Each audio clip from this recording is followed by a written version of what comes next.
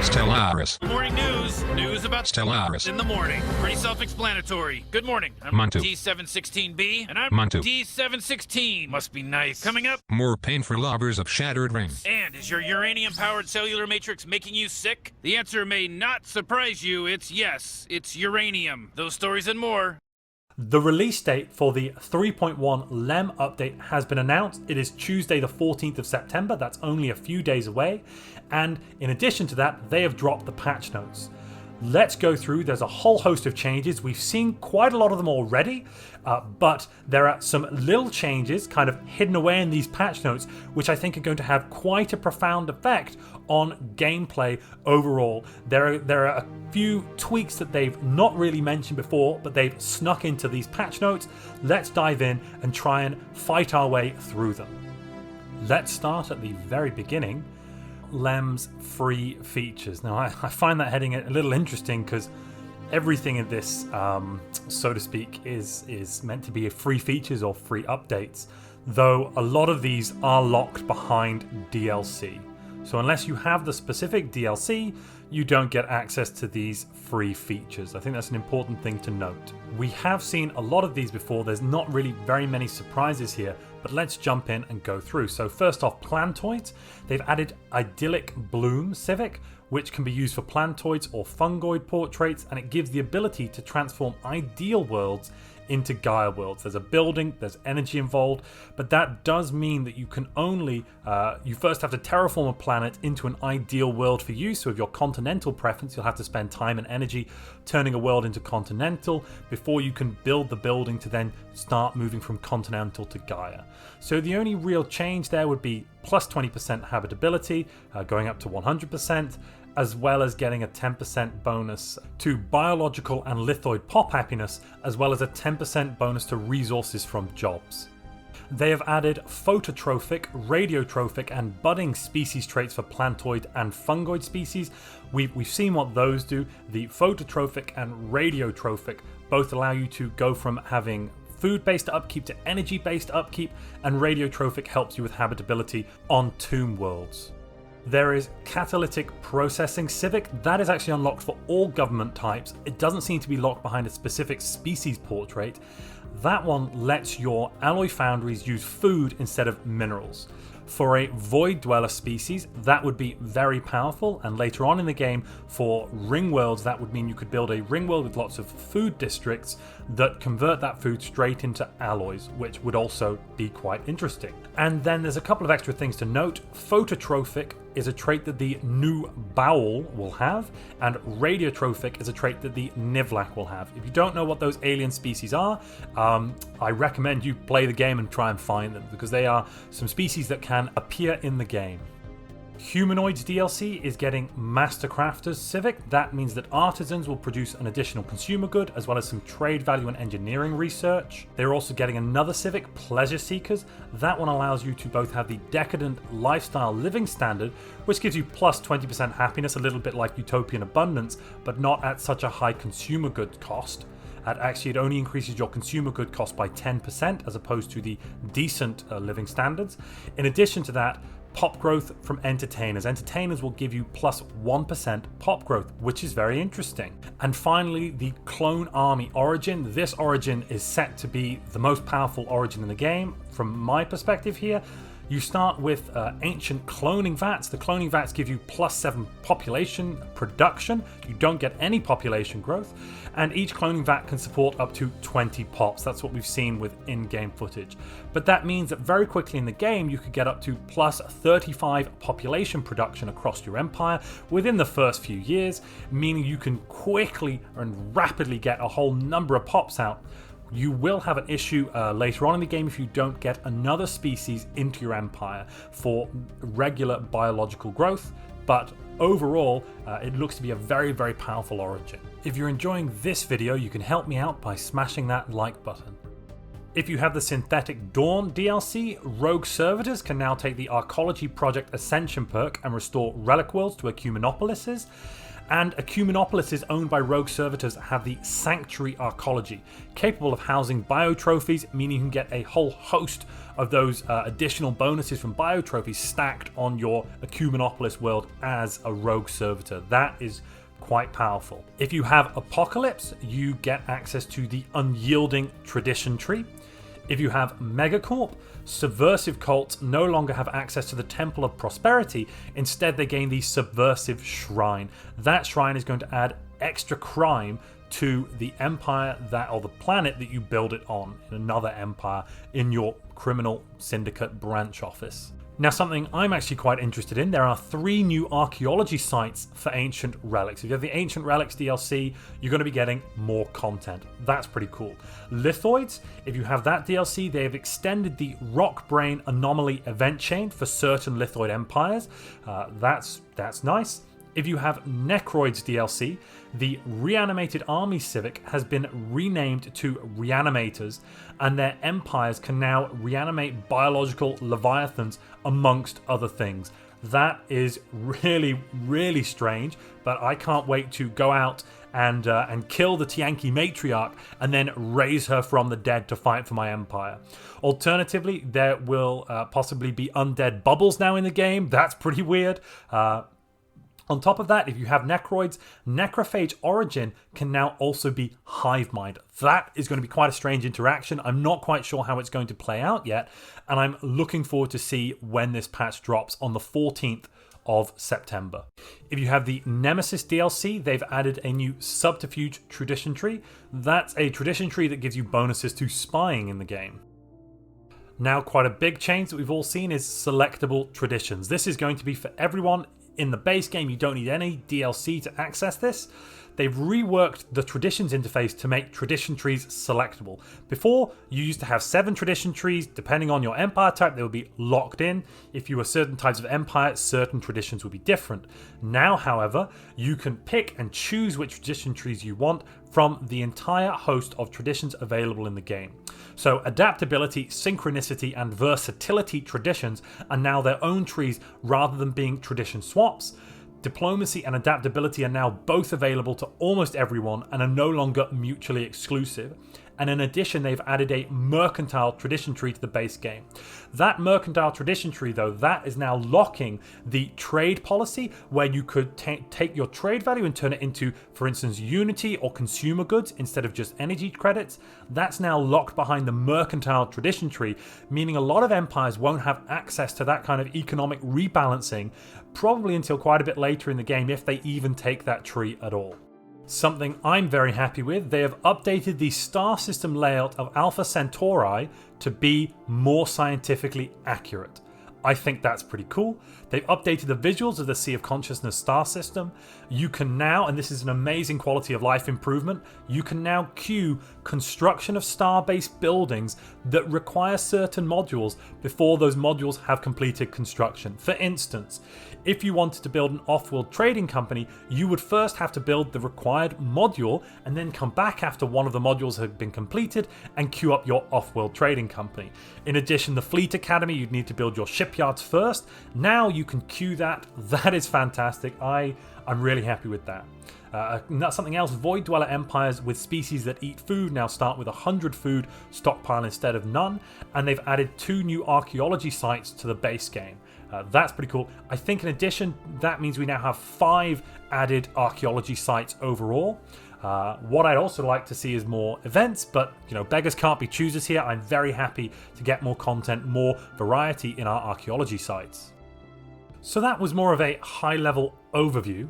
Let's jump in now to the balance changes and find out what's going on there. So, first things first, sectors released as vassals from megacorps are now released as oligarchies with the Merchant Guild Civic and 1 or 2 random civics depending on their technology.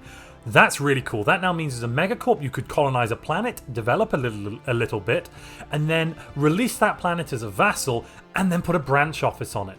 That is definitely something that's interesting. Possibly, it's definitely not something that's going to be the most efficient way of playing, but if you're looking to have kind of a thematic game and you want to have some, you've got a megacorp and you want to have some branch offices out there, that will give you the option of doing that without needing to have other empires around you.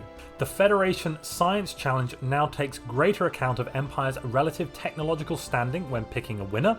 I'm very happy with that. Before, it used to be a little bit so-so on that. I do remember playing with an Empire who had vastly superior technology to the other Federation members, and I went with Science Challenge thinking that would be fine, and I lost repeatedly, which I was very confused by. So I'm glad with that change. Now, quite a weird one here. Reanimator, when a Reanimator Empire defeats an organic army in battle, they have a 1 in 3 chance of creating a new undead army. Why is that interesting? Well, that now means if you're a Reanimator and you attack somebody, you can probably beat them if you have equal or even a little bit less in the way of army strength to them, because you're going to be resurrecting their armies as the combat goes on. That is going to make Reanimators quite a difficult nut to crack, actually, in terms of ground combat.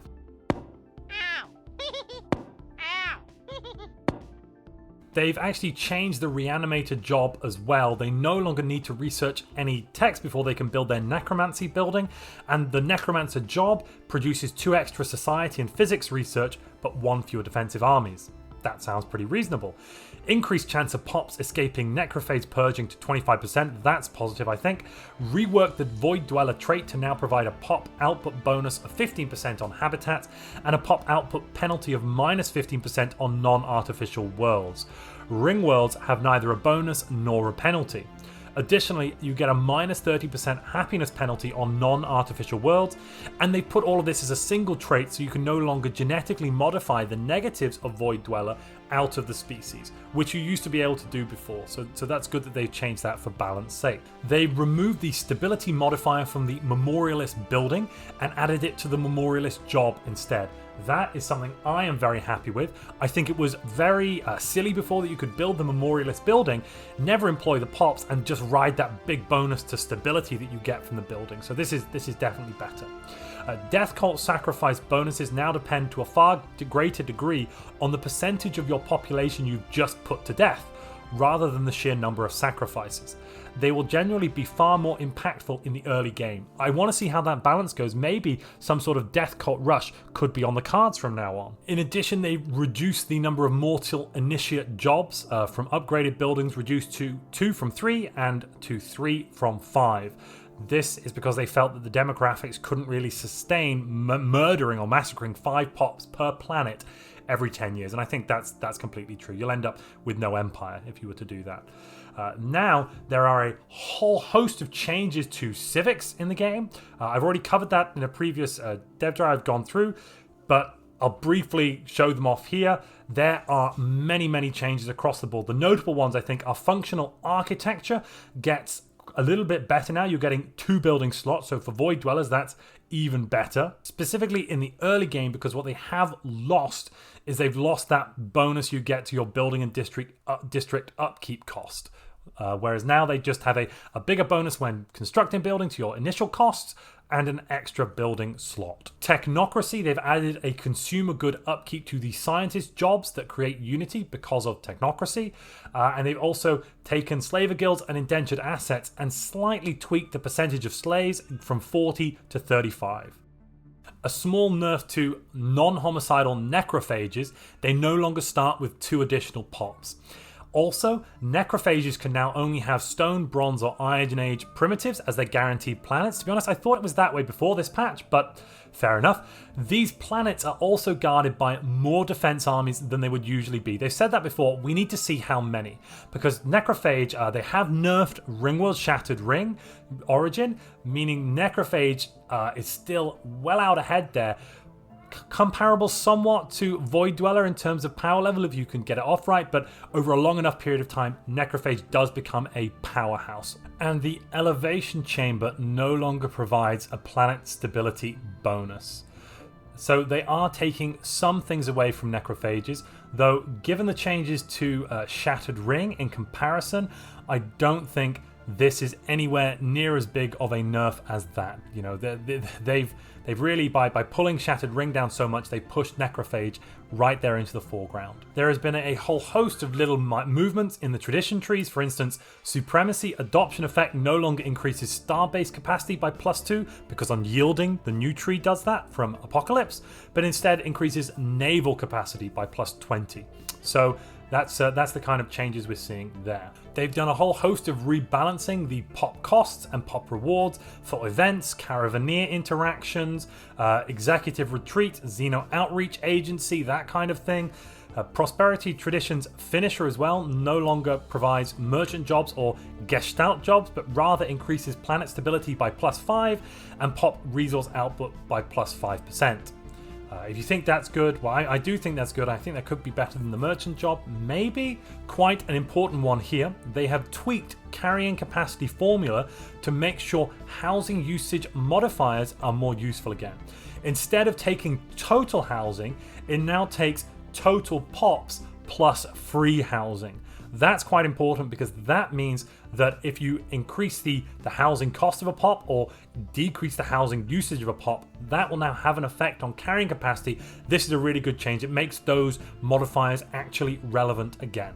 And another really good one, planetary designations that provided build cost modifiers instead give upkeep modifiers to the building, meaning that later on it is actually useful to keep some of your worlds on specific designations because you will reduce the upkeep of the districts or buildings on that planet. They've renamed Industrial World to Factory World, and now the Industrial World designation provides reduced benefits to both alloy and consumer production and does not shift any jobs. For those of us that wanted to use either one of those designations for alloy or consumer goods but didn't want the jobs to shift around, this is a godsend. Though most of the time you probably want to have one world focused in one way and another world focused another way, but earlier on in the game when you maybe have a lot of your production on a single planet, that can be quite useful. Refinery designation also now increases production rather than upkeep, and automatic planetary designation selection will no longer be quite so sure that refinery worlds are what you really need more than anything else. At the moment, I've noticed that yes, if you set it automatic, refinery worlds, apparently they're just fantastic according to the game's internal logic, even though they probably aren't. Now, something we saw very recently, Shattered Ring starting segment is now a size 25 habitable world with normal districts. Housing, generator, trade, industrial, and farming districts present will be converted to Ringworld districts at a 5:1 ratio when the Ringworld is restored. They do also, though, however, get a mining district which will produce 2 minerals and 1 alloy. That could be very powerful, but overall it is a nerf because you don't have access to those research districts anymore, and you can't actually build generator districts on your homeworld. That is going to be quite difficult to deal with. When you take a planet and turn it into an ecumenopolis, they've now fixed it so that you convert foundry arcologies from industrial districts and factory arcologies depending on the planet's designation. The final level of capital building now unlocks all 4 corporate building slots as well, up from the 3. Another quiet thing they've nerfed on Shattered Ring is they are halving the minerals from the mining, the interloper, and they've replaced the mineral deposit on the irreparable damage with an engineering research deposit. That is actually going to make it probably slightly more difficult at the very, very start in terms of your mineral production, but maybe it was a balance change they needed to make based on the fact they've added these mining districts into your Ringworld start.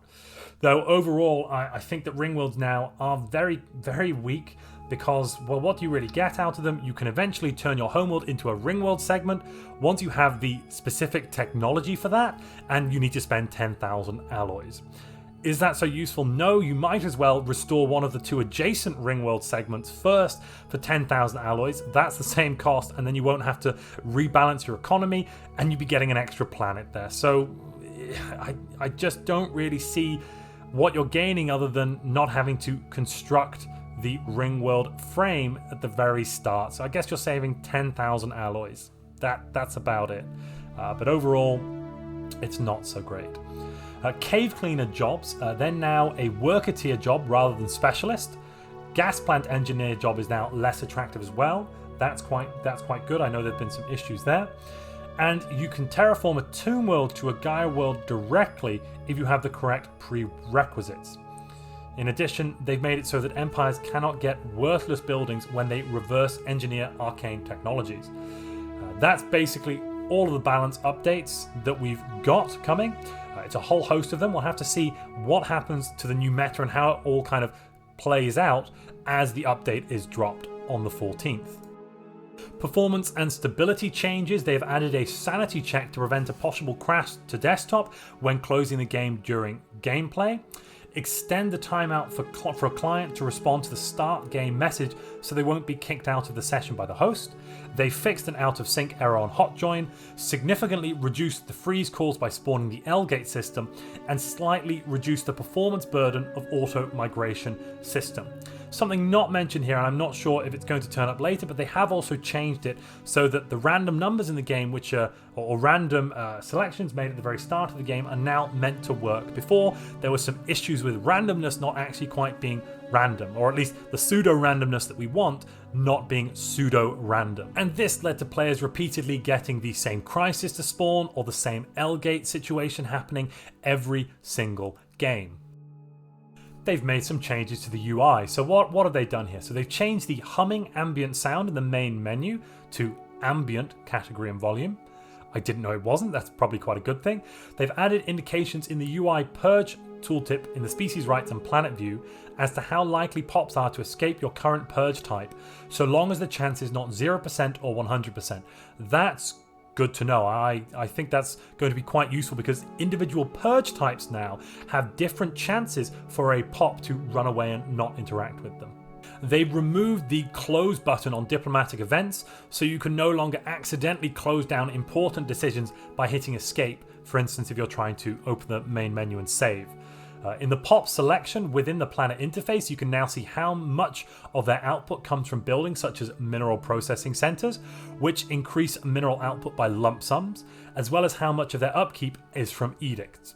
Various job modifiers have been improved to indicate gestalt alternatives and similar variations. They've changed the left-hand navigation menu, which will remain in a collapsed state when the mouse is left hovering after making a menu choice. I don't quite understand this change. I'm not quite sure what it's referring to. If you do know, please leave a comment down below because I'm a little lost there. And next they fixed it so it's possible to click the lock icon when the left bar nav bar is in an expanded state. I didn't know that was broken. They've switched the presentation of alloy and consumer goods in various UI contexts to match the order in the top bar. And they've added clearer information on when you'll next be able to use a certain espionage operation in the tooltip. I do think that espionage operations do need somewhat of a UI overhaul. It's a little clunky at the moment. We need some reminders or something like that when we have the ability to do an operation, for instance. They've added information on when the next necrophage elevation ceremony will be on their elevation buildings tooltips. That's really useful. I can't tell you the number of times I've had no idea when it is that I need to put pops into the building because they're about to be elevated. And then suddenly it goes, oh, we've done the elevation, but there were no pops here. So we didn't elevate anybody, which really annoyed me when that happened. They've corrected several errors in the tooltips for setting or unsetting a forced assembly of species, specifically in the amount of assembly progress you will lose. They have fixed UI for Operation Sabotage Starbase. I didn't know it was broken. The game will now tell you that the game is ready to start in the hot joining interface, where previously there would be no message after synchronizing game. Okay. Food from deposits should now be possible to see on the map. Added hyperlane opacity slider defaulting to 0.3. That's quite interesting. So now we can kind of slide how noticeable the hyperlanes are or not. Clone Vat's building is now sorted under pop assembly in the construct building list. And they've tweaked colors of restricted system names to be slightly more readable. Yeah, that's when you restrict a system, actually it's basically like you can't see it. So I'm glad they've made that change. AI has been a hot topic in Stellaris for a while. Some people are very unhappy with the way that the AI works, and generally on that. I'm not going to go too much into that, but let's see the changes they've made to the AI for the Lem update. So the AI will now cancel espionage operations for which it lacks the available spy power / infiltration level. I I mean, that seems like a no-brainer. They can also now build between 4 to 6 construction and science ships, depending on how well they're doing financially, meaning some empires will expand and have their mining stations quicker than others. That's probably quite good. I know that the AI can be a bit dogmatic in their slow expansion. The AI should now upgrade its fleets during peacetime. AI now waits 15 years, rather than just the 10 we had before, to fully take over from a player during a multiplayer game. It will improve the AI human takeover behavior. So what does that mean? No naval bonus from difficulty in takeover. So when you come back, if you do come back, that AI won't have big bonuses to naval capacity and to the number of ships it can have and upkeep, which usually meant that the AI would build too many ships, you'd come back as a player, and your economy would be in the trash as you lost the bonuses the AI was receiving. Also, the AI will not colonize after takeover. I'm not sure that's so good. They will not destroy buildings after takeover. That's probably good. They will stop building armies after takeover. That's definitely good. And they'll stop building starbases and starbase modules. Probably good as well. And they'll stop buying and selling pops after takeover. In terms of code, the AI taking over from a human player now takes into account when deciding on buildings to construct. AI now considers building caps when deciding on what buildings to construct. They have removed the upkeep check for the approximation because of locking itself out of building certain things whilst in a deficit.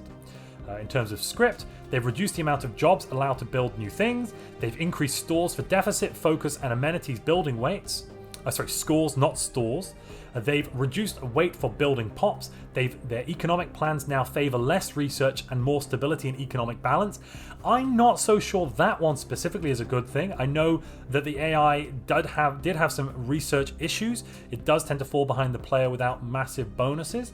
So steering away from research, which is kind of one of the most important things in the game, let's see how the AI does there. So I have read in the Q&A that was done yesterday that they are now better at they're actually better now at research, even though they're favoring it less. So I'm a bit confused. We'll have to see. They've added a job weight for low income for artisan jobs. They've increased the job weight for technicians for low income situations. That's pretty good. Technicians do help you out in a bind. They've reduced low income threshold for minor jobs. Okay. Economic plan fixed for Hive and Gestalt. That sounds good. AI now cares more about energy and alloys, adding a building limit define. Okay. That should be good. Energy and alloys are very important in the game. So if the AI is taking more account of that, that should be good. The AI can now propose targeted galactic community resolutions even if they do not have terrible or excellent opinion of the target. I'm not quite sure what effect that's going to have, but we'll have to see. Change the way that AI weight of galactic community resolutions is affected by opinion towards target and proposer so that it is a multiplicative value instead of additive. That should actually be good, meaning if there is something that they want to do but you proposed it, they're now not going to be completely blinded by the fact that they hate you. They should now have some multiplicative factor on their love of that proposal or hatred of that proposal. They're also going to increase the amount of saved credits the AI can store. They're going to allow the AI to go up to 10% over their administrative capacity. That's good. That should reduce the number of bureaucrat jobs they have in the Empire, which can sometimes be a little crippling for the AI. They won't build star bases on income below 100. They will consolidate economic plans and better subplans instead of economic plans based on time passed. The AI now checks its own economic situation in order to adapt its strategy. As in, if I'm low on consumer goods, I will not build research facilities. Okay, that should be good, but overall the AI does still need some changes. I think if it going to be able to deal with some of the better players we have in the game and some of the better interactions. At the moment, the AI can be a little stupid and dogmatic in its approaches. They do love the gene clinic building. That's all I'm really going to add there. Finally, there are a whole host of modding changes and bug fixes. There's about 4 pages of that, 4 or 5 pages. I'm not going to go through that in this video. If you're interested, check out in the dev diary itself. If you want to read through those, the link should be down below in the description.